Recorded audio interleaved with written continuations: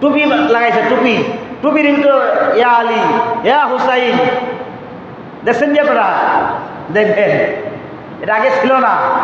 যারা হাজিরিন, দামেস্ক সিরিয়ায় পুরা মাস ব্যাপী এরকম বক্তা প্রায় হাই হোসেন, হাই কাশেদ বলবে, হাই আলী, মাওলা আলী, এই ধরনের স্লোগান দিয়া এক ধরনের মানুষকে দেখবেন টুপি লাগাইছে, টুপি, টুপির কিন্তু ইয়া আলী, ইয়া হুসাইন, দেখছেন যে আপনারা? দেখবেন, এটা আগে ছিল না। প্রথা চালু করছে কে?